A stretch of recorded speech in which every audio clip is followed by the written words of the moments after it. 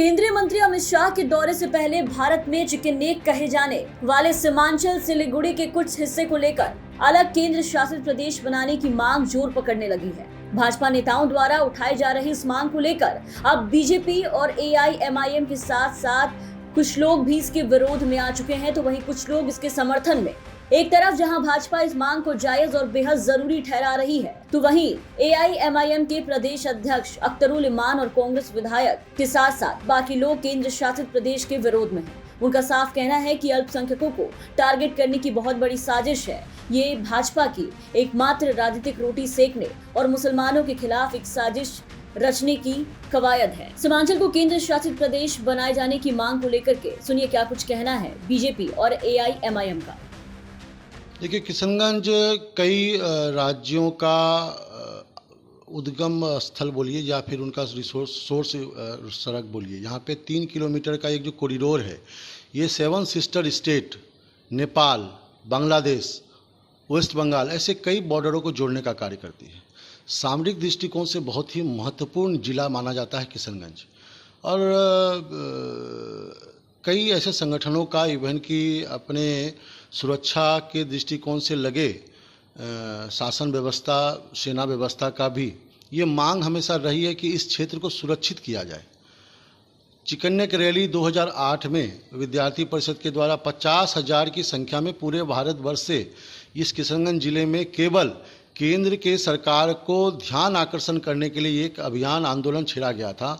और उस समय ये मांग रखी गई थी कि इन कई जिलों को 8-10 जिलों को मिला के केंद्र शासित राज्य बनाया जाए, ताकि सामरिक दृष्टिकोण से ये मजबूत रहे और यहाँ पे घुसपैठ, तस्कर, राष्ट्र विरोधी गतिविधि जो अचानक से एक इस क्षेत्र में आप देख रहे हैं, पीआईएफ की गतिविधि, ऐसे कई बम विस्फोट घटना में किशनगंज का रिसोर्सेस रहा हुआ है। नेपाल के द्वारा आतंकवादी इस क्षेत्र में आराम से रहते हैं, शरण स्थल बनाते हैं और फिर यहाँ से एक्टिविटी करते हैं।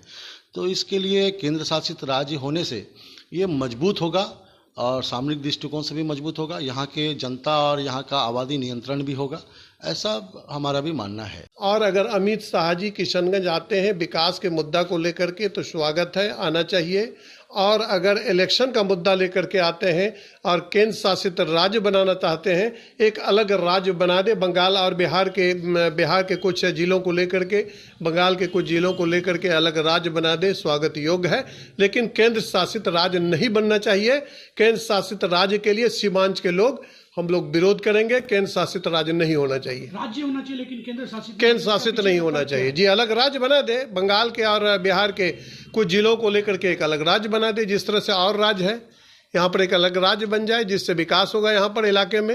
लेकिन केंद्र शासित राज्य नहीं हो। अगर केंद्र शासित राज्य का घोषणा करते हैं तो हम लोग सीमांचल वासी इसके लिए विरोध करेंगे। केंद्र शासित राज्य नहीं होना चाहिए। देखिए, भाजपा हो या आरएसएस के लोग, ये लोग न कभी देश हित में सोचते हैं न जनता के हित में सोचते हैं।